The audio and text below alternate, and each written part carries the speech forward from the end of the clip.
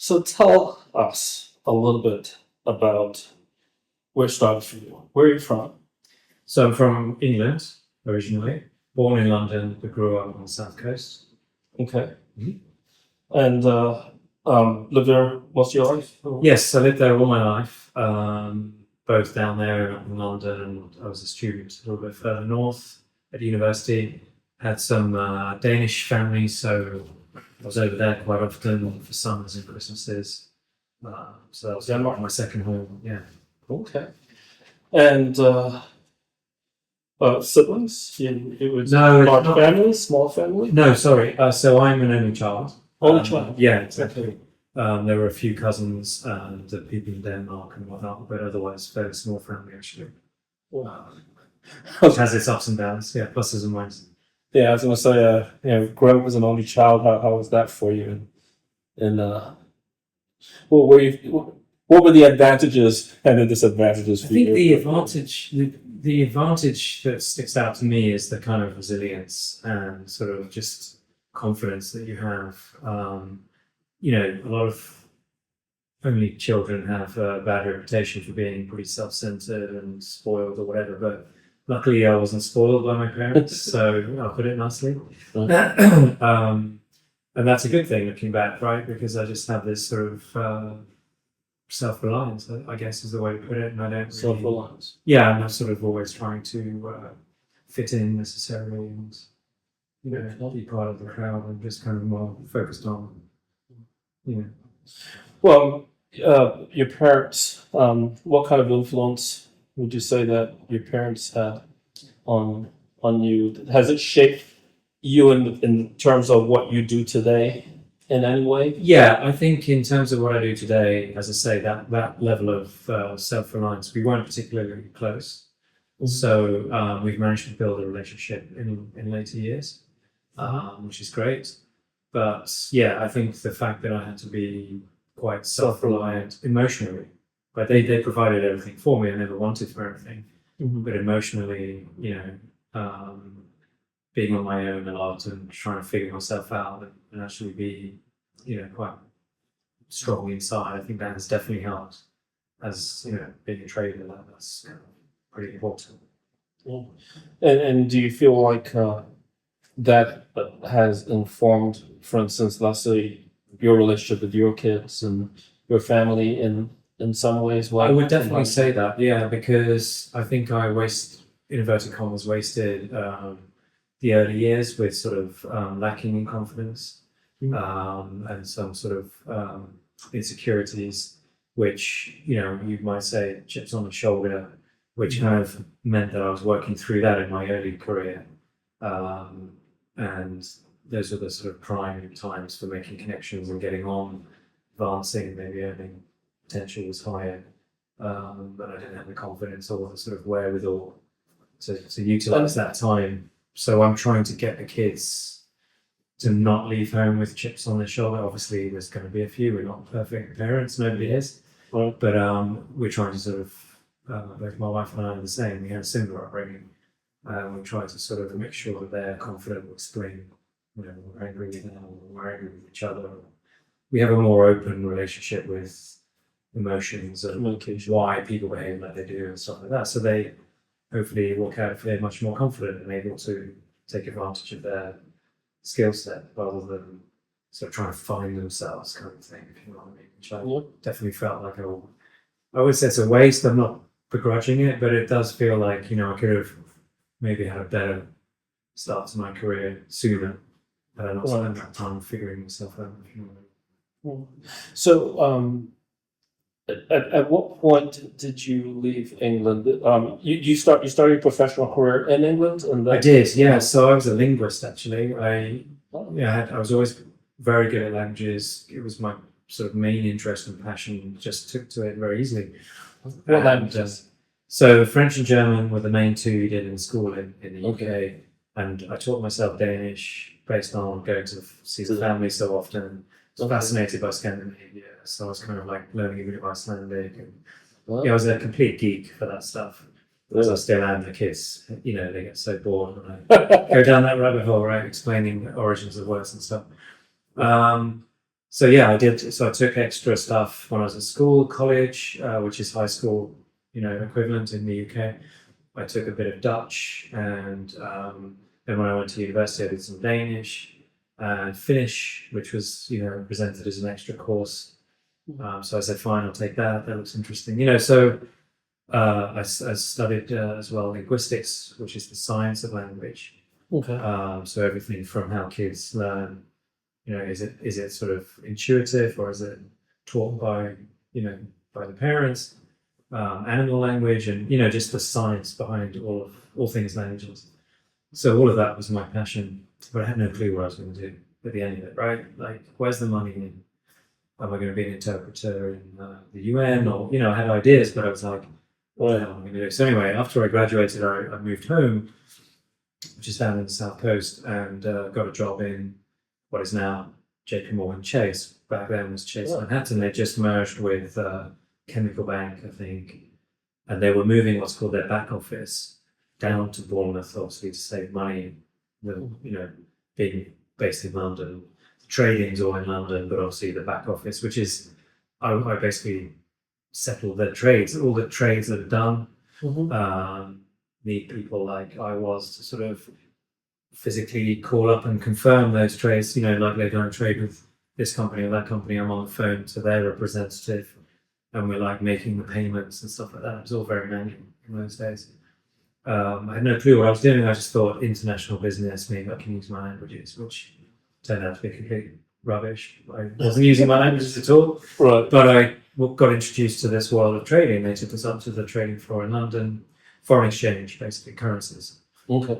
And I was just blown away. Like, this is cool. I want to be a trader, But I never did really much math, or obviously you did the compulsory math course in school. But I never did any economics or any types of finance. I wasn't particularly good at math either. So yeah, so I did this job, and I was good at being organised, and my managers liked me and the rest of it. But I took my 2-week holiday after that trip to the trading floor, and I went up to London, and I was just basically going from interview to interview with these agencies, as they were. We call them headhunters, I think, today, but there were these firms who would sort of, you go and interview with them, and they would introduce you to interviews at various banks, basically. And I just got laughed out of town. Most of it, I basically had languages on my resume from university, and I had, no real finance or math or economics. And 1 year in the back office, settling trades, just making the payments. Right. And so they were like, who the hell do you think you are, basically? But I'm like, no, this is what I want to do. I'm going to do this. I'm taking my vacation time to do this. And funnily enough, Morgan Stanley, which I know you worked at, I said the right things, obviously, to the right people, and they gave me a job on so it's kind of the next step of what they call the middle office, which is the guys helping the traders and sort of the middlemen and women between the back office and the front office, as it's called, which are the traders and the salespeople. Right. So I got onto that desk, which just by chance doesn't happen so much these days, but was on the trading desk itself. So I was working alongside the traders, learning what they were doing, and getting screamed at a lot, obviously, because I had no clue what I was doing. Right. And then spent 6 months being basically depressed, like I have no clue. They're screaming at me. What am I supposed to do? I'm just learning by, Well, trading floors are kind of like that. That's been my experience on trading floors. I was to be a shorter work time and then Morgan Stanley as an integration engineering, shorter work time as a tech support. I used to do tech support. Right. Like my first 2 college degrees were in computer science, and I hated going on the trading floors because that's all I felt like they did was scream and throw things. But in those days, I don't know what years you're talking. I started, this is the late 90s. Yeah, well, it was like 1995. Right, so we might have been in the same company at the same time. Well, I think I joined there when it was, must have been 96, 97. And yeah, I was literally, I didn't know what I'd let myself in for. But I learned by being screamed at, right? So I kind of figured it out. Right. And it was not pleasant, but I kind of then decided, right, I'm going to make the push to become a trader. Like, I'm on the desk. Now that's impossible. With my resume and they don't have these guys on the training floor anymore. They're in a separate office because of all the firewalls and stuff now, with all the regulation. So I'm like, I need to make most of this opportunity. And I took my exams, which were like compliance and regulatory exams and stuff. Yeah, do like Series 7. The equivalent, the UK equivalent, which was then called the SFA. I think it's now the FSA. It's the same thing. I kind of self-funded that, did that, and got a pass. And I told the guys, and actually, we went out for drinks for my birthday, and they announced that they were actually plugging together to give me the money for that. Oh, And then wow. they gave me a job as a trader. Oh, And because they'd seen me plugging away and pushing hard, right. and knocking on the door opened. So that was a kind of a resilience thing, right? Just keep plugging away. Nowadays, unfortunately, I don't think I would ever have got that job, because you need the CV, Right. which right. we'll get to that down the line of this discussion, Yeah. because I had a big problem with that one. Then starting to hire people myself, I think that's wrong. But anyway, so yeah, that's when I started out. And then I kind of had this idea. I wanted to work in Copenhagen at some point, because of the Danish connection, and I wanted to get out of my system. Right. And of course, so I left Morgan Stanley to join Danske Bank, which is the main bank in Copenhagen. And people thought I was mad. Obviously, I wasn't doing this for a career decision, right? I've always been a bit silly like that, not really focusing on the done thing, the way to advance for your career. So I left to go to Danske Bank, and everyone at Morgan Stanley like, what the hell are you doing? But that was my thing. I wanted to get out of my system, and ended up on a proprietary trading desk, which is trading the bank's money. So trading for a bank is, generally speaking, what they call market making. So you're dealing with all the customers who are pension funds, corporations, global businesses who are dealing in foreign exchange for their business, right? They have a factory in Poland and they need to pay people in Polish zloty. So, they are taking views on the currency markets. So we were there to make a market for those guys. They would call in, and we'd have to make a price where we would buy and a price where we would sell in a particular currency pair of their choice. We wouldn't know which way they wanted to be. We'd have to make a two-way market. And then they would buy, let's say, and then we would have that risk, and we'd have to go away and manage it. They would move on, fine, we've covered our risk. Then I have to manage that, take a view of the market. So it's a peculiar type of training at a bank desk like that, where you're not necessarily taking risk that you want. You're given risk you don't necessarily want. How much instinct is involved with that versus or tradecraft, I guess, if you want to call it that, in being able to succeed in that at that level? I think it's, instinct is the right word, because a lot of people talk about markets and economics, and you think you can overlay a macroeconomic textbook to a market. It's not really true. Over the long term, it all evens out, and yes, you probably can. Trade policy, central bank policy, it all has its effect on why these guys are trading, why these big customers are trading in the first place. But managing that risk in the microeconomic intraday market, it's a lot of instinct. Like, is this the right risk to hold on to, or is this the right risk to just get out of? Even if it's a small loss, get out of it and maybe go with it. So there's a huge amount, and that's a very good question, because trading is a lot of instinct, a lot of psychology. Is there because sometimes instincts are wrong, right? And or you're not listening to your instinct, or you're not listening to it, yeah. and yes, exactly. Is there like a high turnover rate among the employees for that, from like upper management? Definitely. Yeah. I mean, they're They're not flushed out. Yeah, definitely. I mean, it's very up and out, right? Up or out, rather, in the sense that if you're not performing, you don't get much time. So you get let go. They're very happy to just fire people. And there's nothing in the contract that gives you any rights. You're signing away your rights, basically, because, the upside is you can make a lot of money. So we both, we accept the risks. Well, But the problem is as well, they tend to be very gung-ho with their hiring and firing, in the sense that they'll overhire, right? And then they'll realize the market has just literally got quiet and there's no way we're going to make enough money to justify this headcount. So then you find that people get let go whether they're good or bad, right? So they just need to cut numbers, and it doesn't matter if you've been making money or not. I'm sorry, we need to let you go. You know, so you have those situations where good people get the tap on the shoulder one day and they're gone. And I saw that from early days, and I'm kind of, again, you accept that risk because the upside is there. In latter years, the kind of job became much more salary based, and the actual variable compensation, the bonus, was going down and down and down. And people have political views about that. That's fine, like how much bonus people are getting paid. But if you think about a private company, you know, we were making tens of millions for these banks, you know, individually.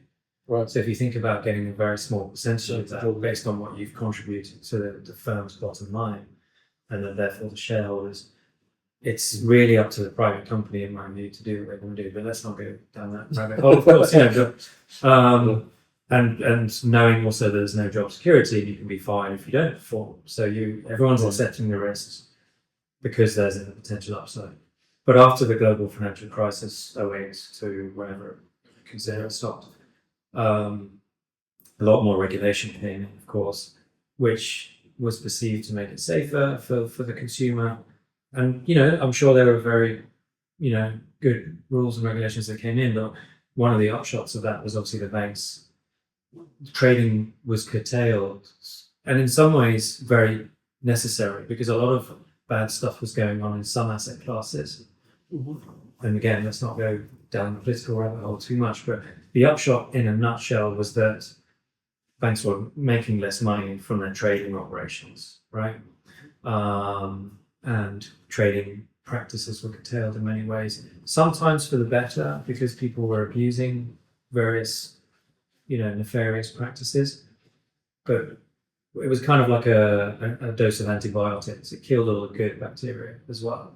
And so what we were doing was, we couldn't really, it's $1 trillion and more dollars in turnover every day. I can't move that market by whatever I do, right? I can throw as many millions as I want against the wall. It's going to bounce back in my face. So, but we were affected too. So our profits, as in the bank's profits, were going down. So of course the bonuses were going down too. So it got to the stage where, you know, just wasn't the risk you were taking in terms of not having any rights, job security, were just getting too skewed against you, right? And you're like, of course it was in the grand scheme of things, we were lucky to get the salaries we were getting, but you know what it's like, everyone sort of gets used to the salary, the lifestyle, and it wasn't, and with inflation anyway, Right. honestly, it wasn't really, you know, the kind of lifestyle that people might think. So anyway, I already had visions of going to what they call the buy side anyway, which is the hedge funds who basically trade proprietary money, right? Which means I'm not giving liquidity to a customer. I'm only taking risks that I want to take. And that's even less safe as a job, right? But if you can perform, then there's no limit to the upside. So you tend to get like a very, very small salary, if any salary. And then you get a percentage of what you make. The good thing is you don't have to take on risk unless you want to take it on. You're only trading the amount of capital you're allocated. And you should be safe as long as you don't hit your stop loss, which is a defined level depending on which firm you're with and how much they trust you. So you're your own boss, your P&L is your boss. Right. So that's what I'm doing now. That's where I've ended up. And that's what I love to do because I can be remote. I mean, I'm doing 80, 90 hours a week right now because of the tariffs. 80 to 90 hours a week. I take the laptop to bed. I'm waking up. I'm making sure everything's okay. I'm literally Friday after 5 p.m. As we are now. Nothing happens right there. All markets are shut. So I get my freedom. And then Sunday when Wellington opens, which is right now is 3 p.m. our time in New York. That's when it kicks off again. So I get about a day and a half to relax, and then it kicks off again. But I pay that price because the upside is unlimited. That's interesting. So if someone was coming in to get into that space that you're in now, how would you advise them? They're coming in, let's say, fresh out of school, and they're looking to. How would you advise them to, like, what's the first steps in being able to? So the first thing, because I ended up in banking, running a small team, a local team of traders, and part of that job was also taking on the summer interns and the graduates and stuff like that. And obviously, on pain of death, I told them, the truth as I saw it. And I said, when we were having drinks or whatever outside of the office, I would say, don't go to the buy side initially. I wish I'd done that in the beginning because of exactly what I just said. Going to the bank nowadays, you're working all these hours and you're not getting the upside. And if this is really what you want to do, become a trader, then you really need, you're going to slog yourself to death for this job. You really need the upside. So I kind of advised them, go to the buy side. That was number one, if you can. It's obviously very difficult because they're not always hiring. It depends on how much they've been making and how giving the markets are in a given time. But I said that's your starting point. But again, then the main advice I was giving was really get to grips with learning trading psychology. And there are various books and things out there, of course, I could recommend. Because and they would look at me, because these guys I was meeting and supposed to be teaching. I was teaching them about, they would sit and watch us trade. The reason I say that is because they were generally way smarter than me academically, right? They had gone through all that financial and economics and financial engineering, you name it, right? Way better than I ever was at mathematics or any of that stuff. I learned all of that on the job. And so I just got these crazy looks from these guys and girls when I would tell them, focus on psychology. Honestly, that is the hardest thing about trading. And explain that a little bit about the psychology of it. How would you break that down? Could you give us like an example? 100%. It's like we said just a few minutes ago about instinct and whether you listen to your instinct. So many times you'll find yourself kind of married to a view, like the dollar's going there, I'm going to sell dollars versus whichever currency. And you have to be able to, your gut is telling you sometimes, it's not this price action, the market is not moving where it should, if I'm right. But no, I'm right. Definitely this is the view. And so many times, if you just listen to your gut, you would actually cut that position, maybe go the other way, or just cut it and walk away and rethink. Being stubborn sometimes and not listening to your instinct, trust me, even after years of doing it, you will make that mistake. And it's just mind-blowing how much money you could have made if you just tried to tune in and listen to your gut and not be stubborn. That's one example. Many, many other things based on emotion. The fear and greed, right? We're all fear and greed based as human beings. I mean, when you hear this term FOMO a lot, right? When you talk about, Robin Hood traders, and you have to be.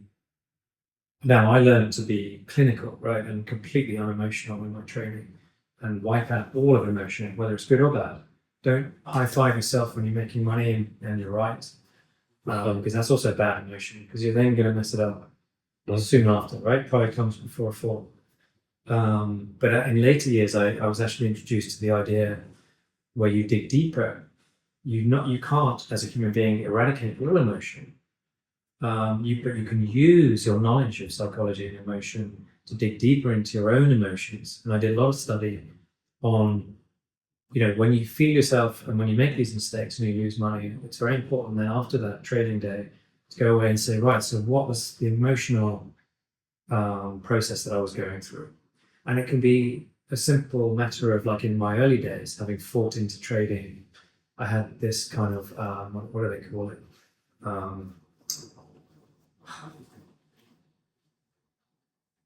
forget the term, imposter syndrome, right? Because I didn't belong. I fought my way in, and I was kind of also so proud of that.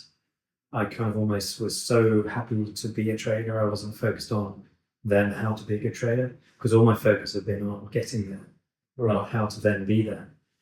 And I had this imposter syndrome. So I would make mistakes based on this need to prove myself. Yes, I do belong, right? So I would care more about being right and showing the world that I was right than I was about actually a good process of trading, if that makes sense.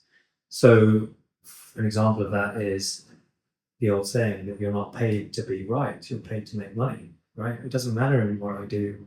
I don't have to be right. I don't have to show the world, yes, I predicted that move. It doesn't matter. If I was the other way, as long as I realize I'm wrong and I go with the other way and I make money, who cares if I said originally that it was going the other way? It's irrelevant. So, but it takes years of experience sometimes to figure this stuff out. And your individual psychology is what will define how long, what mistakes you'll make and how long you'll take to figure them out. Right. And so this, when I was introduced to this book, this guy, about not just eradicating all emotion, but delving into why you're making those mistakes. Are you trying to prove something, or is it an irrational fear of losing money? You know, you have to trade it how you see it. You can't go into trade fearing losing money. Then you'll never do the right trade. You'll never do any trades. Of course, there's a risk of losing money, but you have to accept that risk and define that risk before you go in. Get in at a level, hopefully, where getting out means that you're wrong, not just trading. I only want to lose X amount of money. So if I get in here, it goes here, I'll get out. That sounds sensible, right? But that might just be both the wrong entry level and the wrong exit level. You might be more patient and wait for the level to be more aligned with getting in where I can lose X amount of money, but I know that we've gone through a level where I will be wrong if it goes that way, kind of thing. So all of this takes a long time and a lot of experience to figure out. So you can see already, this is not so much about macroeconomics and finance. It's more about being street smart rather than book smart. Is how I would. And that's why these guys were confused when I would start with that. These graduates who were ready to talk about, interest rate parity and all these fun-sounding jargon, all that stuff that does matter, but it's part of your toolbox that you figure out by making every mistake. I made every mistake in the book, and I still make mistakes, obviously. So, well, was there like one gigantic mistake that you can talk about without naming? Yeah, I mean, so there are mistakes that just happen sometimes by you just got so much to think about. You can't, when it's all kicking off, like Liberation Day with Trump, right, announcing all his tariffs, when the markets just go crazy. People are in the wrong positions, they just want to get out. People then have FOMO and they want to get with the move, and then another headline comes out, it's wrong. When it's really crazy like that, you're going to make mistakes. You just have to have faith that you will come out of that noise. That takes a lot of experience, but it somehow makes sense. Like anything, like let's say you're flying, you're an aviator, right? I can imagine if something goes wrong, the motor goes wrong, or whatever, things are bleeping at you. All those screens are without, altitude and all the rest of it. It all makes sense to you, and you will hopefully be calm enough through experience that you will navigate through all of that noise and craziness. Similar thing with the noise of the boat. Tunnel vision. So, especially I guess in this time when there's all this misinformation out there, there's different things happening, headlines, like you said, everywhere. And that's That makes it affecting. a lot harder for us now. Yeah, I haven't really thought about folks in your space and how the turmoil of that. Well, that's right. So now there's a lot of algorithmic trading as well, much more so than when I started, where it was all voice. And I had what they call broker boxes. So they were wholesale brokers, obviously, for us bank traders. We didn't have all the screen trading. So I'd have 4 different people or 5 or whatever screaming numbers at me, two-way prices in various different currencies. And you just tune into that noise. And I would we'd have microphones sticking out. I'd press that particular button so I could say yours if I want to sell or mine if I want to buy, when I hear a price that makes sense for what I want to do. And that's just part of that noise and chaos. And I remember my mother used to call me up sometimes and have a chat, and I would still just be concentrating, and she'd be like, how on earth do you deal with this? But it's just like if you're flying. But the point of mentioning that was that now over the years, of course, it's become a lot more electronic platforms and of course algorithms, where a client wants to do hundreds of millions of dollars or whichever currency in a particular way. they do what's called a TWAP, which is a time-weighted average price.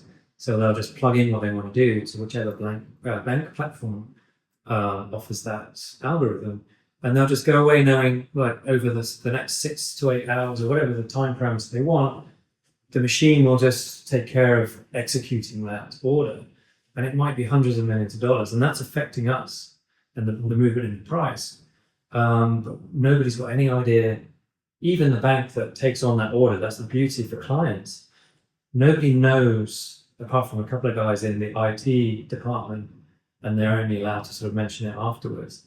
So we don't know. There's this black pool of stuff going through that nobody knows what's actually happening. So it makes our job even harder to discern. Because on a quiet day, like a Friday in a New York afternoon, when New York is the only people there, so you think about liquidity, it's just a bunch of us who's making prices, right? People think that you can stuff $100 million worth of, versus the euro through a market and it doesn't move the price. It does move the price because there has to be some buyer for every seller, and whoever's the most motivated will move the price in that direction.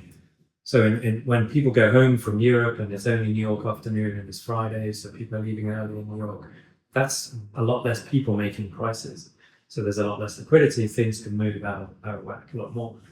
So if that's going against, let's say, the macroeconomic, we saw some data early in the afternoon or in the morning, which showed the US economy is doing better, the US should be bid, people should be buying dollars.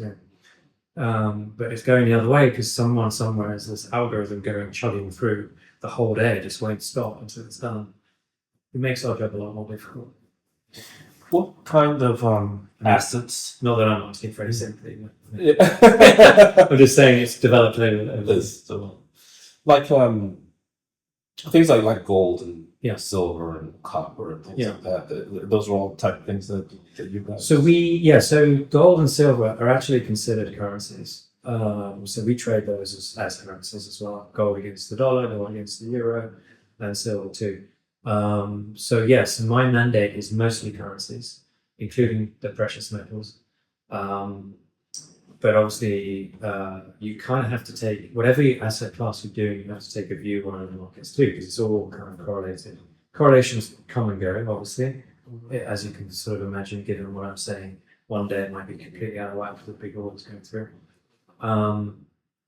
But generally speaking, it's over time. It's mostly correlated. So I have to take a view in what interest rates are doing, what stock markets are doing. And they will have to do the same based on what the dollar is doing, the euro, whatever, what Chinese currency is doing. So it's all interlinked, but I'm predominantly focused on currencies. I trade those, but I have a view on interest rates. I just don't mechanically trade interest rates. It's a whole different product to trade in the trenches, should I say. And, I could add that to my mandate. I may well do that in the future, but it's one of those things where you get used to how to transact and you get used to the price action.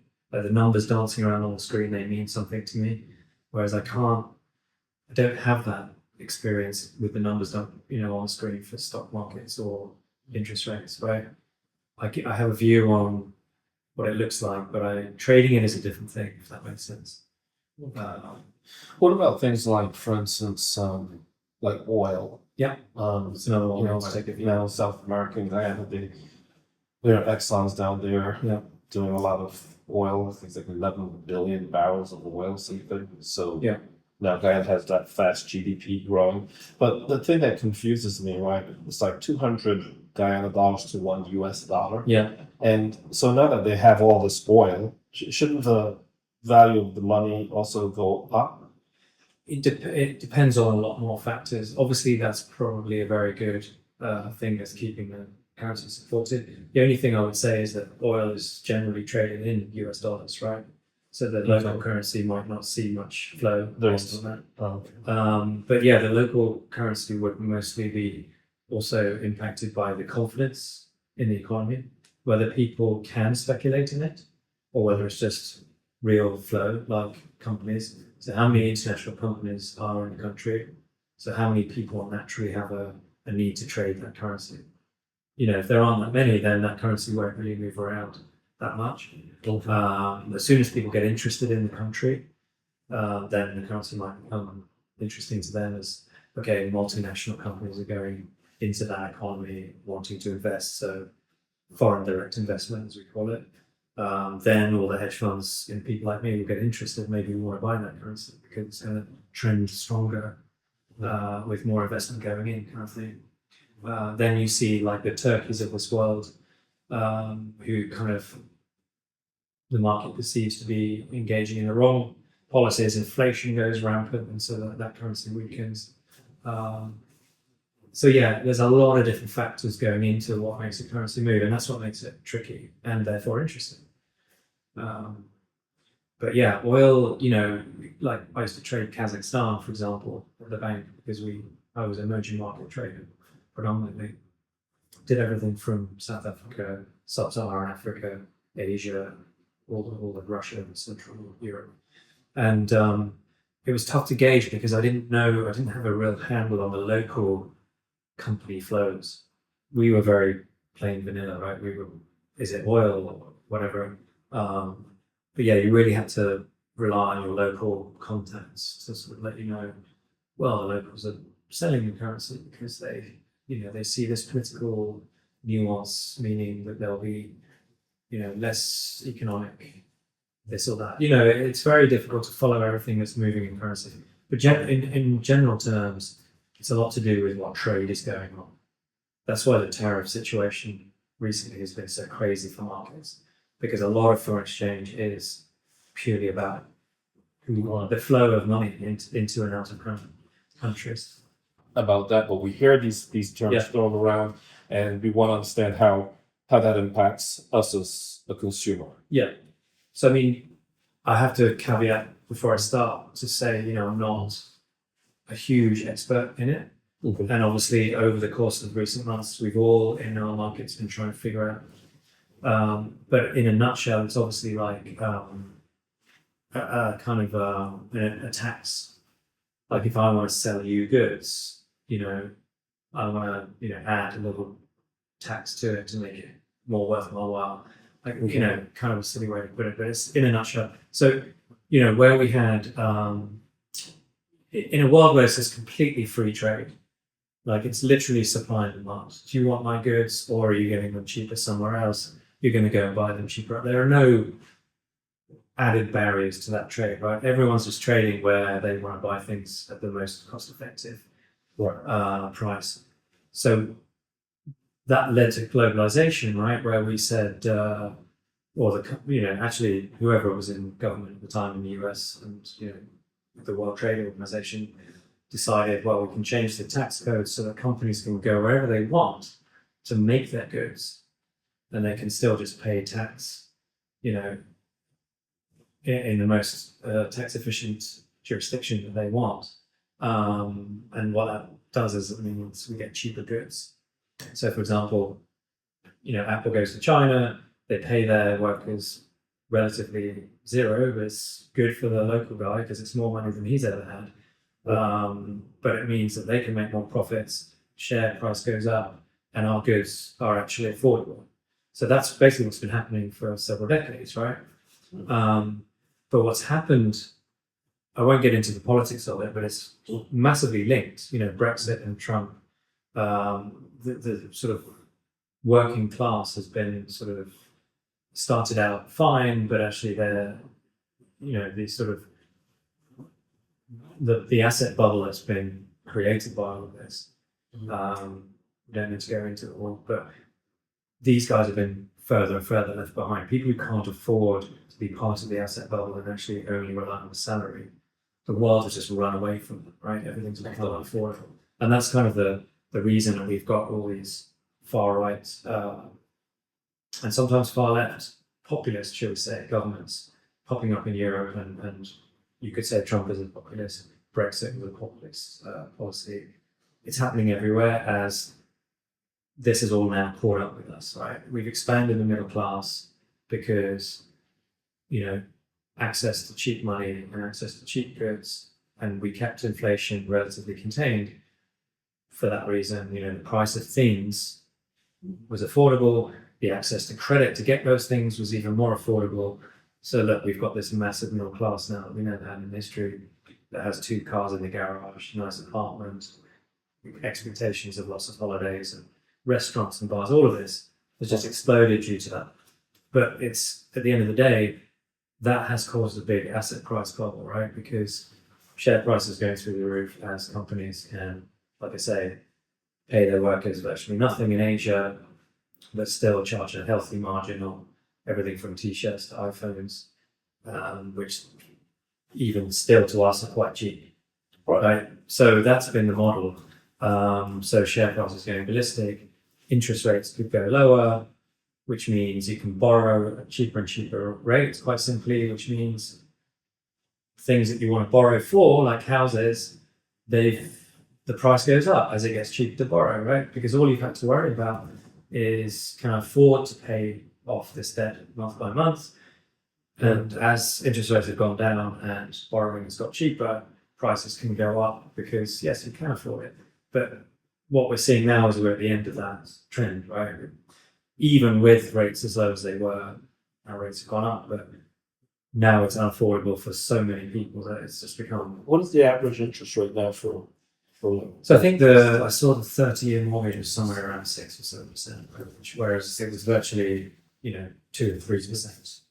Yeah, because I remember it was like 4 something, and then you said 6 or 7. Yeah, so the 10 and 30-year actual government interest rates are for 4% and change, right? But obviously the banks put a buffer that they charge, so I think it's something around 6%. Wow. So that's obviously now. Your original question was, I think I went down a rabbit hole, but that kind of explains why we're at where we are now. I can't remember what your original question was. I was asking about what the is the tariffs. tariffs? Yeah. So what Trump is doing, and again, I'm not going to make a comment on whether you agree or disagree, but what's happened in that world is we haven't got a free trading world, right? People put tariffs on at different levels, and what they say is, well, I'm going to sell this good to America, but I'm going to add a percentage that then the government gets in revenue, right? So the customs authorities take their cut, and that goes to the government. So the company still gets what they sell a good for, Right. but customs intervenes and charges an extra charge, and that's a tariff.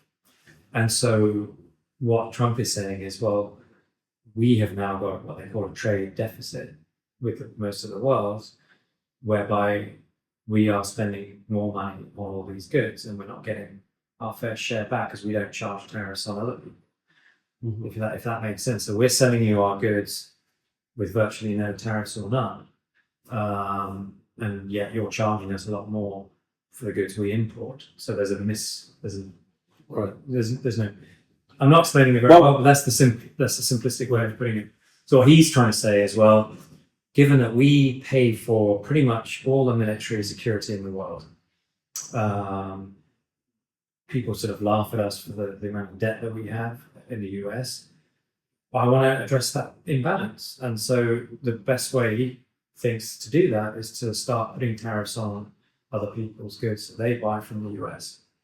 And basically trying to say to people, and also the goods that are coming in, he wants to whack up tariffs to make it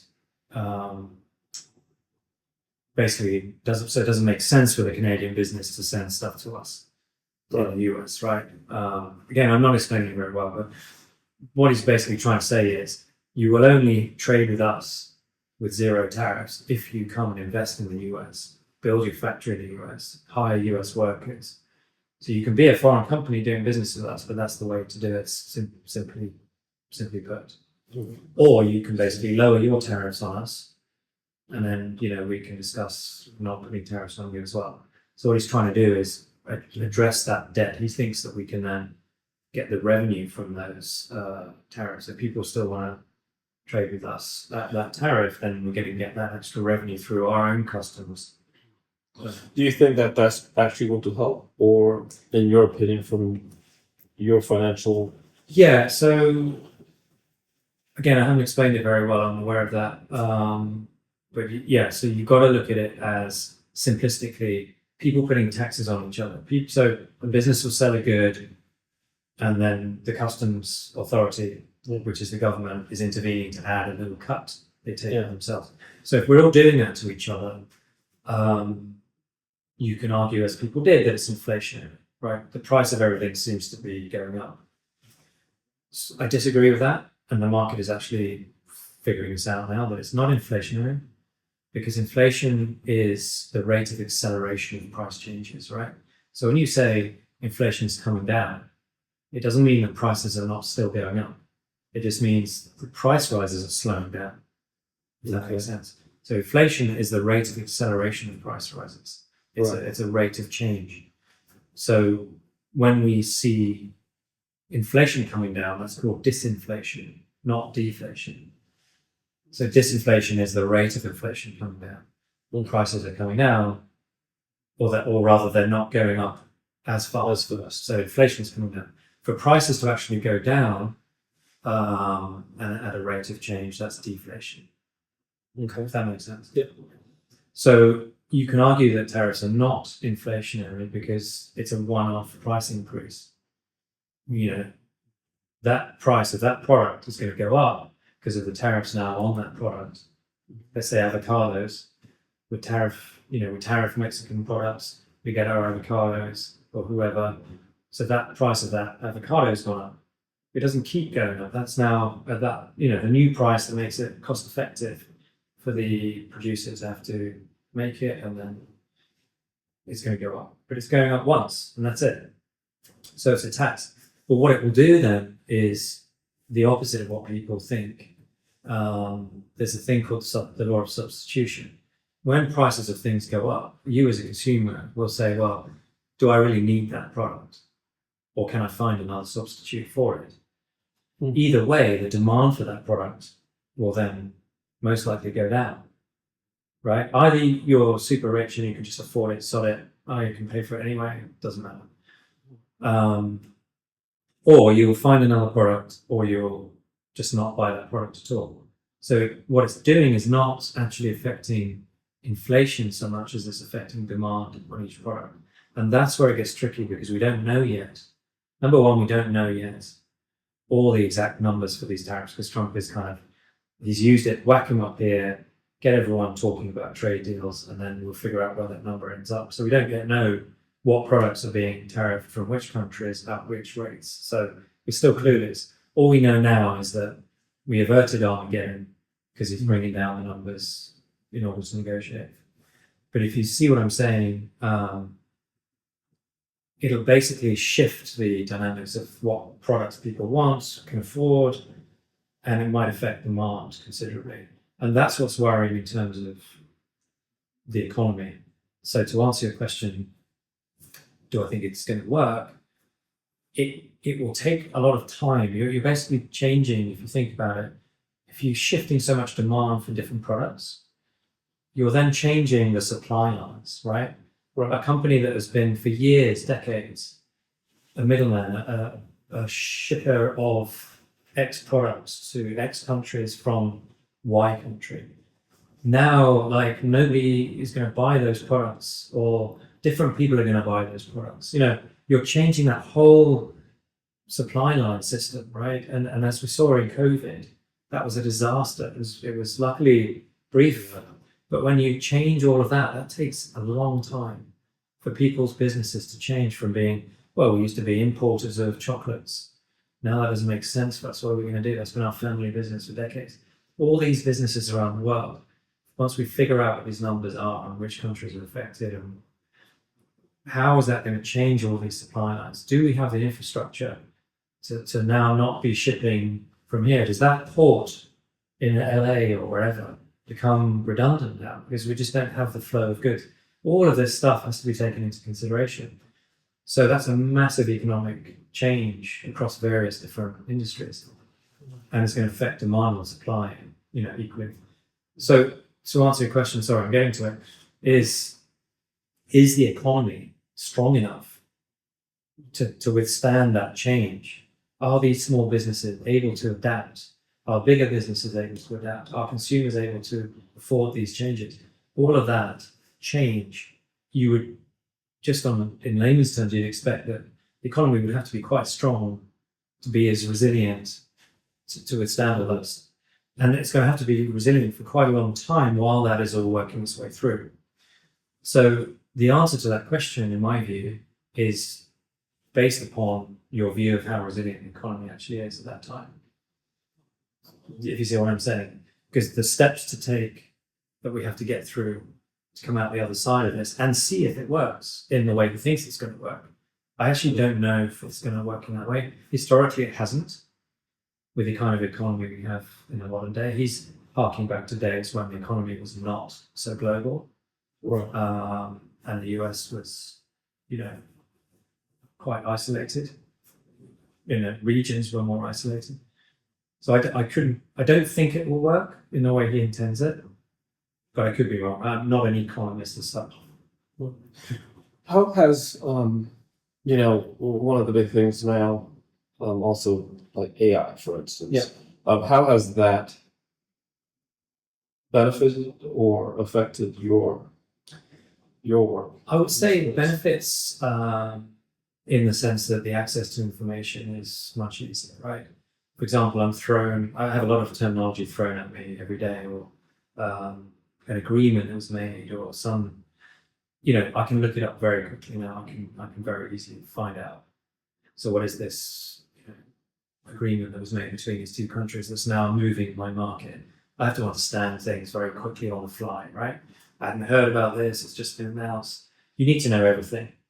And of course you can't know everything. So now it's much easier with AI I can just ask ChatGPT, for example, so what is this agreement? And then I can decide, does it mean, do I go with this price action? Or you can understand something. Right. Well, because I'm like inundated with all of these like AI trades, and they're like, these AI are doing these trades on behalf of, at least that's kind of the decision. Yeah. So that that way, just kind of BS in some ways. in a nutshell, I would say over time it's going to be BS. Okay. And I will say that because, I was at the banks during the birth of all the algorithmic trading, right? And they're very, very good. Like I said, when you're a big client wanting to do a huge amount and you don't trust that you're going to get a good price from this bank trader who's got to make that price, as I described, you have to sort of make a two-way risk price. So they just say, well, fine, I'll get it done over the course of a few hours, and the machine decides when to do the transaction, but over that time, I'm getting a good execution, as we call it. But once they started making these systematic, as they call it, trading portfolios, where the machines you program them, and it will look for all these signals that any trader would look for, right? Any human being with their experience. And you can tailor make all kinds of these strategies based on, the different times when flows come through in a given day. It can look for headlines. It can trade on news headlines quicker than any human can trade. All of these different strategies. The problem with them is, and I've seen it firsthand, they work for a period of time when a market is XYZ. As soon as that market changes from XYZ to ABC, it cannot adapt. It doesn't know how to. Like a human being does. Hey, How are you? It's not. You're That's fine. fine with you, that's gonna happen. Come on. We can edit all of this. Yeah, she even texted me too. Yeah. How are you? All right. So the problem I have with those is twofold. One is that over the course of a period of time in my work, in the longer term, it's very rarely adaptive enough. And that's another part of trading, is that you have to be able to adapt to a changing circumstance. Correlations change, as I mentioned. You have to be aware of that and notice that and make the right decision on that. It's a very, very difficult process. And any AI I know it's learning, but I'm not sure if it's going to learn. Maybe I'm wrong, I'm being a Luddite, but Right. I haven't seen any evidence of machines consistently being good at trading. Maybe it will come. But the reason I say that's twofold. The other thing is people are seduced by the idea that someone can make those decisions for them and make them a lot of money. Well, that's what That's I the think. danger. That there's a lot of that. Yeah. Because of the ads and and then a lot of the thought process is that AI is getting better because it's building on these knowledge bases, and so it would only get better from here up. Yeah. It's highly likely. I'm not saying it's not possible. I'm just Right. saying I'm always wary of things where people are telling me they can make a lot of money super easily, super quickly, and I don't have to do it. It's just too good to be true. Right. That's right, exactly. And I think a lot of people got caught out in the last crisis. I'm not saying people didn't get into trouble because the banks were sometimes being, nefarious. Sometimes they were, and they were offering loans that shouldn't have been offered and all the rest of it. But a lot of people who were screaming at their financial advisors, they had sort of ceded the responsibility to those advisors, and they didn't want to do their homework themselves. And nowadays, all that information is out there on YouTube. You can do the work, and you're more than likely way smarter than you think you are. You can figure this out. It's not complex. Some of it is common sense, I guess. All of it's common sense. So as I always say to people, there are four things you're doing in all of finance. You're buying, you're selling, you're lending, and you're borrowing. And that is all finance in a nutshell, right? People like to dress it up on their podcast or in their academic papers with all this jargon and stuff. But it really is just about those four things. And it's not more complex than that. And I've talked to plenty of people, family and friends, who are not anything to do with this business, who are just street smart enough to realize, and if you do a bit of digging, you are smart enough to figure it out. So it's very dangerous if you jump in because on Instagram I said, yeah, buy this. This guy who predicted that crisis is now doing this. It's very seductive. Yeah, I get all these things like in my WhatsApp, professor this and professor that is showing his trades and building this and that and the other, and they're tempting. It all sounds very in some ways, and there might be some great trades in that, but the problem is over the course of time. There's a great book, an ex-colleague of mine actually wrote these books on foreign exchange trading specifically, but one of them called Alpha Trader, I will plug it, Brent Donnelly, Alpha Trader. Alpha Trader is basically a discussion about what it takes to become a trader, to survive as a trader, and he does a lot of digging into the metrics, what research is out there as to which type of people survive and what is the percentage of people who can actually make it long term. I think he came up with a number of basically 2% of people who go into trading actually make it long term. 2%? It's that difficult. Yeah.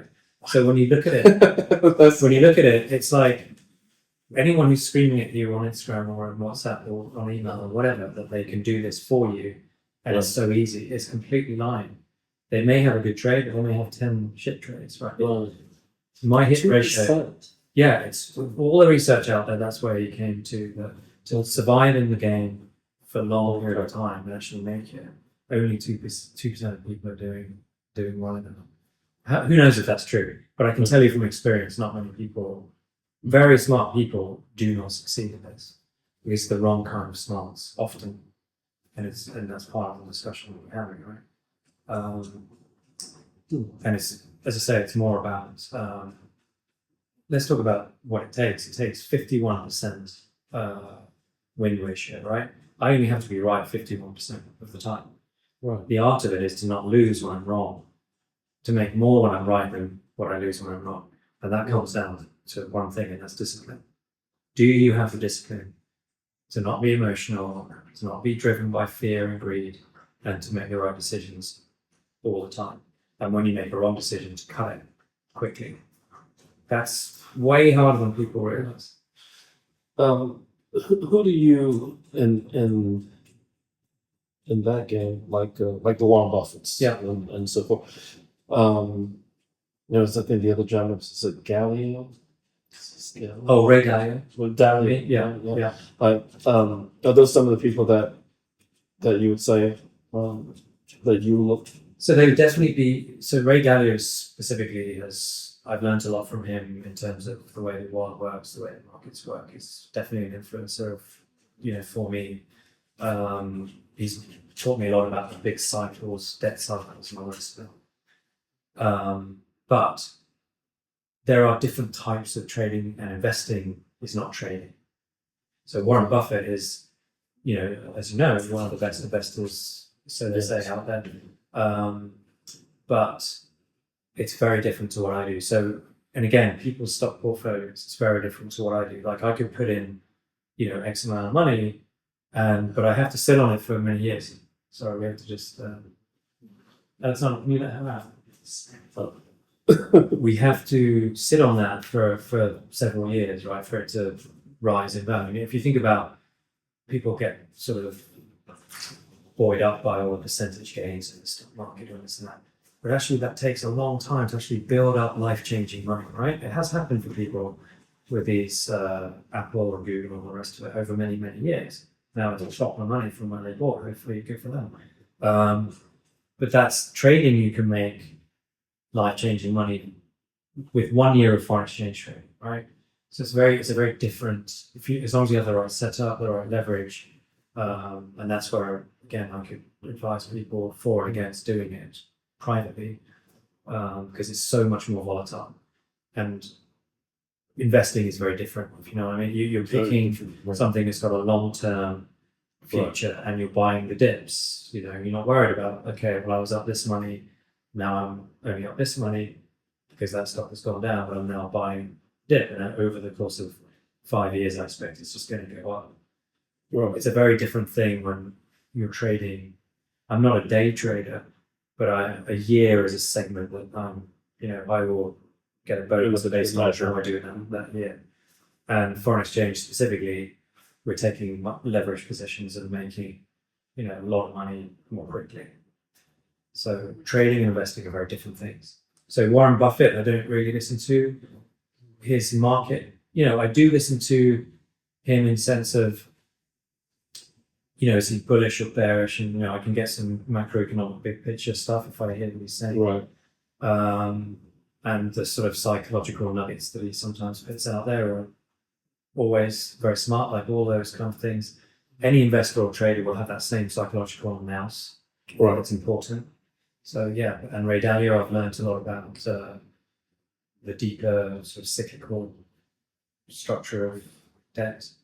But actually, it's quite funny. I talk to my wife about it all the time because he comes up on your feed, and oh yeah, I'm selling, I'm buying, now the market's going to do this or that. Since he's been sort of moved away from actual trading himself, he's become terrible at gauging those those trading signals. Sorry. Yes, please. Yeah. But you have to be in that all the time. So it's a rhythm of it, right? And trading. Right. That's why I do so many hours. Often I'm sat there just staring at it. I might not actually be trading, but I need to feel the rhythm of the market, and it's very important to sit and watch. And then there are short bursts of activity, and then you're sitting and watching it. Yeah. So you spend a lot of time staring at those screens. Unfortunately, yeah, and that's the problem during the night. Sometimes you have a lot of risk on, as I have at the moment, and I can't just leave it. I can put stop orders in, but it's so crazy right now. I can be stopped out, and I can still be right. I mean, that can happen all the time, and that's one of the reasons you also have to be very stoic as a trader, right? You can do everything right, and yet you can be stopped out, and then it goes all the way back your way, and you're like, do I get back in? You've got to take these things off the chin and move forward with the day. It's kind of volatile. That's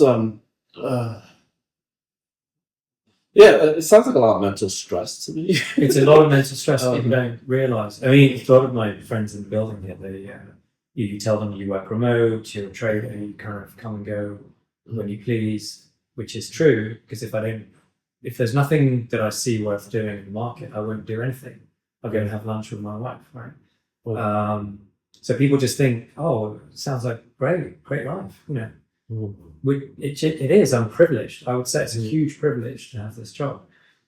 But number one, if I don't perform, I'll be fired with no airs and graces. It's just see you later. And number two, it's a huge amount of hours and stress, because that constant having to perform, every button that I press, has to be right. Or if I'm wrong, I have to get out. It's actually exhausting. And right now, of course, with it being so busy, the amount of hours I'm doing, Yeah, it's very, very exhausting. So when you say that, like, you need the psychology out, well, not that you need the psychology, you need the emotion Yeah. out of it, then I would imagine that helps to be able to balance yourself that way. Yeah, Uh, it's true. And you get better at it, right? And you trade with conviction, which means that I won't get into something that I don't really, over the years, I've done it less and less and less. I've got better at it. Right. Sometimes you feel bored, right? And that's again wrong, obviously, but everyone gets bored. It is boring sitting there sometimes. I want to do something. I want to make some money, right? Right. So you jump into a trade and you know in your gut that it's just, what am I doing? This is just stupid. And sure enough, you pay the price. But over the years, you get better and better at being flexible and not doing these silly trades. But again, it's another thing. So even trying to be unemotional can be emotional, if that makes sense. Yes. And that's where, Yeah. when I discovered this other guy and realized that you have to dig deeper and actually learn from your emotions, that was actually a better way to trade. And so my game kind of took a step up again when I started studying this guy. And he was all about write down all your emotions and what do you perceive as your main weaknesses and chips on your shoulder and all this stuff. Fascinating. So you're doing a real deep dive on yourself, trying to figure out why you're doing these mistakes. There's normally an emotional reason for it. And then when you start feeling that emotion, you can start to say, start stopping yourself from doing silly mistakes. Very cool. And how long have you been doing that process like that? I would say for That's about 2 or like 3 years now. Yeah, 2 3 since years. I discovered this guy and Okay. went deeper into what emotion means. It's like And you found it has made you better. 100%. 100%. Yeah. Well, I haven't become 100% better, but I 100% agree that it's made me better. It has made you better. Because you're always going to make mistakes. Yes. Interesting. It's just about, as I say, making sure that when you make mistakes, you are cutting your losses. So, like, I think my hit ratio right now is in the 50s. Anything in the mid 50s is great. It's just about cutting the losses quicker and running the winners longer, which sounds simple again, but it's actually, for me, it's a lot easier running losing trades than winning trades. It's very easy to just want to take profit, right? When you've got a winning trade, you're worried then, the emotion that comes to fore then is, well, it's just going to go back the other way and I'm going to end up with zero. I've got to take some profit. How do you manage that? So often when you're early to a trade, and it takes days to, you're right, but it takes days for things to move your way, then it starts moving your way and you've worn this stress for a few days. Am I right? Am I wrong? Why isn't it moving my way? Then boom, it goes your way. The instinct is to take profit immediately. But you've just spent all this time working through this market, deciding it goes sideways, right? And then it breaks your way. Why are you taking profit? And you've said it's going to go for several days in that direction, right? So, but it's very hard then to see profit and not want to take it. And you've got to learn to sort of say no. It's very difficult. So where do you do like your research on a daily? Because somehow I picture you just reading a lot of stuff Yes. constantly on all types of different industry things. I'm very lucky. So we have Bloomberg, which you've heard of. Yeah, market data. Yeah, so we have it's got market data and it's got this chat system where we talk to all the banks that we do trades with. I do most of my trades on a bank platform, so it's all electronic, but I still have them, giving their information, on these chats, and I can ask them and I can trade with them, if I'm not getting a good enough price on the computer kind of thing. I can try and pressure them to give me a better price. But on that chat as well, there are lots of these paid services, and I use one, again, I'll plug it, InTouch Capital Markets. It's the best line for someone like me, because they are a desk of people who literally scour all the headlines and all the research and stuff. And it's a live blog all through the day on the data that comes out, the headlines that come out, and they're all sort of ex-traders. So they'll have a view, then they can help you think through.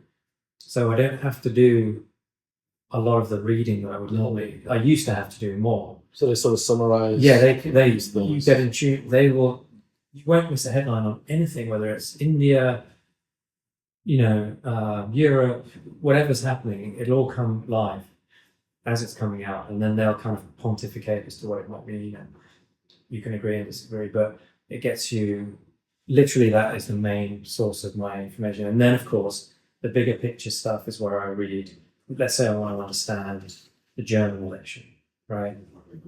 As it's coming up a week or two away, I know the markets are going to move on it, so I sort of do a deep dive into that, or I'll deep dive into, you know, what are tariffs, and I haven't really fully understood it, as you can understand with my explanations, but I'll understand what will move markets, you know, that because that's all I need to really understand. I don't need to be the expert on trade policy. I just need to understand, okay, so what is it that's going to move the markets in which way? So I'm ready when I see those headlines. I have a playbook of how I'm going to react. So again, I don't care if it's good or bad necessarily. I need to know how to play what comes out. So who do you answer to in all of this? Because you work for an institution, you work for That's right. So it's their institution. money that I'm trading. So I and answer it's their to them. money. Yeah. Right. So they give me what's called a stop loss limit. So they'll say, if you lose X, we're going to fire you. Go away, and we're expecting X profit, and hopefully 3X that. You know, let's all hope our interests are aligned, right? We all want to make way more than expectations, because I get a bigger bonus and they get more money for themselves. But during that process, of course, I send out my daily P&L reports, like, well, how have I done today? Am I up? Am I down? And why am I up and why am I down? And what is the year to date? You know, hopefully it's going up. But let's say I have a few days where I'm just down, then I might get an email from them like, so what's going on? You know, otherwise they pretty much leave you alone, which is great. I have a team in Zurich who does similar to me, so we talk more often about ideas and things. But generally speaking, they leave me alone as long as everything's going well, and then we'll talk about it. You know, we have a weekly call where we talk about ideas and what we're thinking.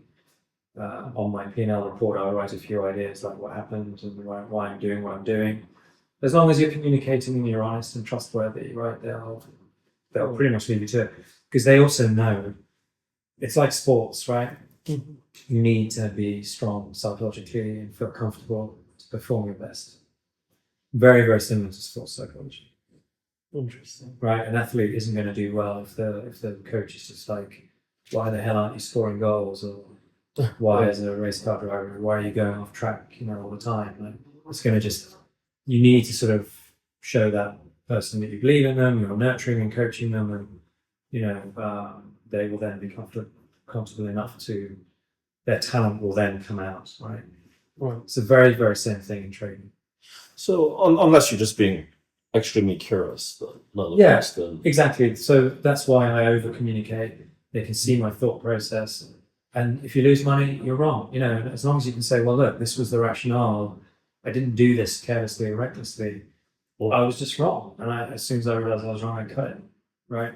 So the law of averages, as long as you're right, you're good enough to be right more than 50% of the time, as long as you're then employing risk management, right, then you're going to succeed. But very few people are capable of doing that. That's the point. And it's surprising in a way, isn't it, to hear that? Yeah. But it's all because people aren't able to manage their emotions or their discipline and stick to their process. And there's been periods of time where I've been super stressed. My emotions have been out of whack in a bad way, and I haven't succeeded in that particular period of time. And you overtrade or you do the wrong trades, and it's very correlated to what kind of mental state you're in. what kind of self-care you do for yourself mentally? I meditate as often as possible, not as much as I should be at the moment, because I shut Transcendental meditation, right? Say again? Transcendental meditation. Transcendental meditation, Yeah, I exactly. think you know. I think we I think- mentioned, we talked about it. Alexander, I think. Yeah. Yeah, we my wife and kids do it as well. I believe in the benefits of it as they do as well. And actually, I wish I would support those. yeah, it's well worth it. I mean, Yeah. honestly, it's remarkably simple and very effective, surprisingly effective. There are But also- teams here. So I used to attend a meeting somewhere. I don't remember now. I have to think about where it was. For transcendental meditation, it was like a group, I would definitely encourage anybody to get involved. It's amazing. Yeah. Even my mum, who's anxious and worrying type person, when we saw the benefits of it, we mentioned it to her. She's been doing it ever since, and it's made a massive difference. But also, like for example, the amount of hours I'm doing recently, I stopped drinking for like a month and a half. Just simple thing, whatever works to make sure that you're waking up from whatever sleep you're getting, and feeling able to be have that clarity to make the right decisions. I'm not in the gym enough. I give myself a couple of beers at the weekend, but on the whole, you're just trying, as you say, self-care. It's well said. You have to. It's a bit like a performance athlete. Yes. You've got to be on your game, literally constantly. Yeah. And what ambitions do you have going forward? Let's just say in the next few years, 3 to 5 years. Is there some sort of goal that do you have? Do you have some sort of ambition for anything bigger than all of this? Like, is this part of a bigger? My goal, I mean, the first goal is, proper financial independence. Obviously, I think most people have that as a goal. But then, the main dream is what you do with that, obviously, and the kids come first in that, Alexander's racing career. I would love to be able to support that even more on a higher level. And then our other son, Oscar, he's a real musician. I'd love to be able to sort of do a higher level of support, maybe, get him involved in bigger and better things in that area, obviously their education. And then we've talked about it all the time as a family. Once you become, wealthy yourself and can not have to think about that in any shape or form, then it's what you can do outside of that for other people. Everyone has their things that they care about in terms of charities and things like that. For example, it's not just charity. I mean, we've already raised money through Alexander's Racing for Feeding America. I want to do more of that kind of thing. But I think everyone also wants to sort of build something bigger and better than that, which for me would involve like his karting team. I'd love to sort of underpin that and set up some sort of academy, because I've seen how much it's taught him to be a race car driver. And I would love that for more children. I would love that. I see that coaching having worked, and I know that the guy works all hours for very little money in return. I'd love to be wealthy enough to, not just help him in his racing career, but then to sort of build some sort of academy system with this guy at the helm. Those kind of things, right? And maybe some kind of musical ideas along the same way. Bigger and better things that you can say you're actually giving back as well. Not in some cheesy way, but there's some pertinent things that we've actually benefited from, like this karting team owner.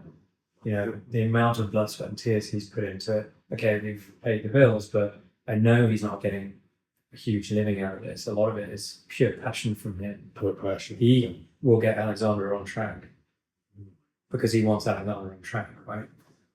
He wants to see Alexander do well, and all his clients, but they're part of his family as he sees it. So I would love to be in a position where not only funding, his dreams of getting to Formula One, but also then giving back to someone like him, underpinning his business, growing his business, allowing him to be that guy, but have a proper staff and have more time and more money for himself, kind of thing. That would be huge. But as I say, not just then obviously bigger and better things for more people. It depends how much money they can make. But you want to be giving, doing bigger and better things than just staring at the screen trading. But I have to get to the position where I'm truly independent first. And hopefully I'll get there. Just to pivot back on something I was just thinking about, like for folks that I guess we said trading and investing, which is two different things in a sense. For the average Joe or Jill that is using the Robin Hoods and or Charles Schwab, do you have any sort of like advice, like how you would, let's just say, give Alexander in terms of that? Like, how about going about to build some sort of wealth? Definitely. I mean, I would say again, going back to the psychology, start with the psychology. Paper trade first while you're learning that. Be patient enough which means literally just write down trades, be honest with yourself, entry level, exit level. Learn to trade the market on paper where there's no money lost. But when you say paper trades, you mean like just literally writing down? Yeah, you're and then trading seeing- without trading in real life. Okay. So you can give yourself 2 or 3 assets, whatever you want to trade with, crypto, certain stocks or currencies or whatever it is you want to focus on. Yeah, you're just writing it down. And be brutally honest with yourself. I entered here, I exited there. Learn to trade, do it for real, but without losing money. Right. Right. And at the same time, learn about the psychology of trading and deep dive your own psychology and why you're doing it. Can I do this? Am I the right mindset? That would be, I mean, it's really, if you can do that, it's really not that difficult because it's all about discipline and having that process and having the psychology to do it. It's just that so few people look at it like that. They're either just trying to get the quick buck and they forget, that there's actually a two-way market. It can go down just as much as it can go up, whatever. Or when you're up, it can all go still to zero. Don't go off and party until you've taken profit. I mean, it's remarkably simple, as I keep trying to tell people, but it's much more a battle about this than anything else. So definitely start there. And I would certainly really choose your asset wisely, right? I mean, crypto is super volatile. Single stocks are volatile as well. Currencies are also mega volatile. But what is it so they all are governed by different environments, right? I don't really understand what moves crypto so much, but at the moment it seems to be sentiment, good and bad, whether the market is in a risk buying mood or a risk selling mood. So you could look at stocks, I guess, at the moment. But it has its own internal metrics as well that people look at. I don't have the time to really look at that. But for example, currencies, it's about, as we said, the flows back and forth of money between current countries. So I'm interested in geopolitics and geography and all the history that goes with it. And therefore that attracts me more, right? I'm interested in what countries are doing and how they're interacting. Whereas stocks, it's much more about that company itself, its balance sheet, which products it's able to sell, and is it doing well? Is it too much in debt or whatever? So whatever you're most interested in, you can sort of boil it down to those things and decide what to do. But I would certainly be very careful and do some paper trading in the beginning and get comfortable with what it's like to be a trader before you. But I will say to people that you are guaranteed way smarter than you probably think you are. It's just about getting that process and psychological stuff down to an A game so that you are making fewer mistakes. You're going to make mistakes, make fewer of them. And I've been thinking, as we discussed as well, about setting up some kind of course on YouTube or something, but I don't know. I've got to weigh the time that I don't have, basically. It's invested to do I it. can make money, if I do well in what I'm doing. So it may come down the line if there's interest in it or not. But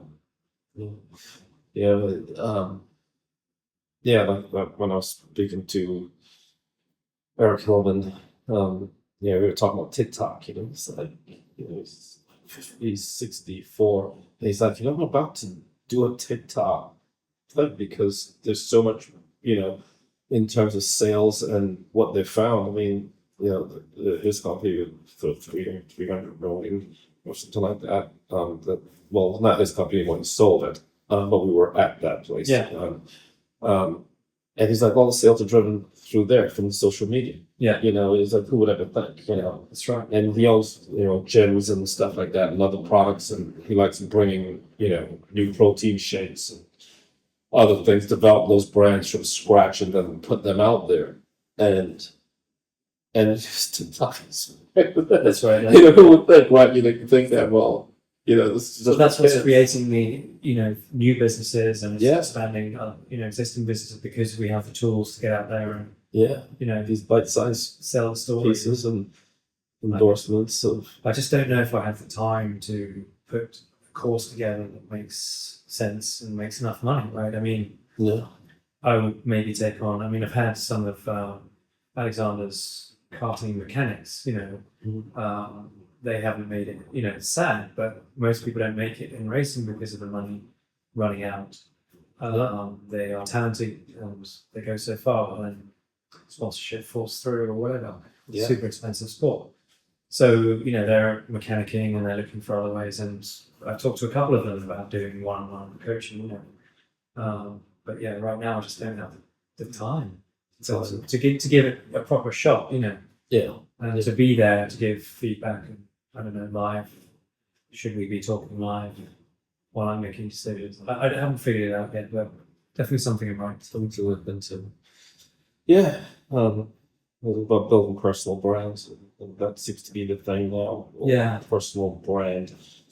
For me, it's difficult on that front because, I was a banker, so we, as I said, I was a trader, but we were selling ourselves and our product to clients, and I had to sort of write my thoughts on markets and stuff. So I was always a brand, and now I just enjoy, because I also suck at politics, so I never really, was going to make it to the upper echelons of the bank, Right. and where the big bucks are.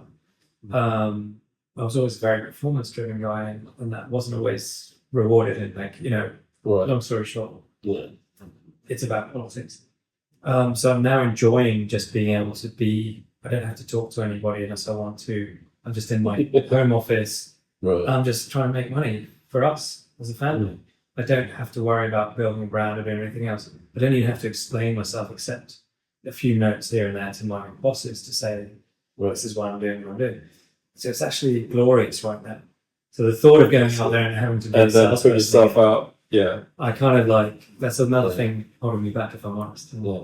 I find like salespeople are salespeople. And I quite like writing, and I was getting a bit of kudos for my writing along the way, but again, you kind of have to you got to think about being a brand, and I'm really just enjoying not having to do care what that people right think. now. So it's probably not money- enough time just yet. No, I think I need to be moving forward with this a little bit, and then Yeah. Right. see if I can really make some life-changing money out of it. And then maybe other things will come. We'll see. Is there anything that anything that we should know about you that you would like us to know about you that we just don't know? Oh goodness me! No, it's probably best kept secret. No, but I mean, yeah. The only thing I suppose is watch the space. If trading is your thing, maybe if you want to come to me and tell me how could work for you, maybe I could be persuaded. The only other thing is, looking for sponsorship with Alexander's Racing, moving up to F4 now. We trying to build a branch with him. That's our little project now to try and find sponsorship. So anyone out there interested in racing, that would be cool. But yeah, not really probably the format to do it. Right. Okay. Well, thank you. I think this was pretty informative. Thank you. They learned a few things, and that's always good. And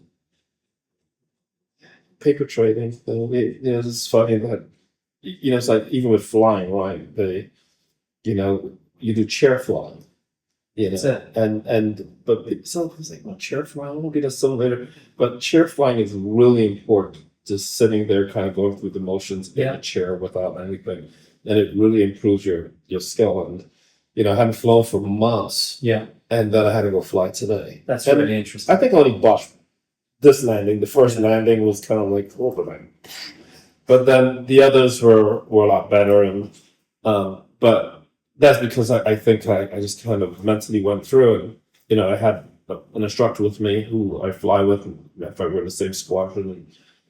And he's like, look at my logbook. He's like, it's been months since you flew. He's like, you did pretty good for not having flown. It's fascinating to me because again, it's like any kind of sports or visualization, right? Visualizing and practicing and before you go in. For real. Sitting there and mentally going through it. Yeah. You know. It's so true, and it's great to hear that, because it seems to be most disciplines, and again, we're teaching Alexander as well, just sit on, the chair and just dry the lap, close your eyes, dry the lap, and, literally visualize the success. You can't so much do that with trading in terms of, I can't imagine the market all going my way all the time. So It would be that's nice. gonna happen. Wouldn't that be nice if I we would could love just that, imagine yeah. this all going up Exactly. all the time?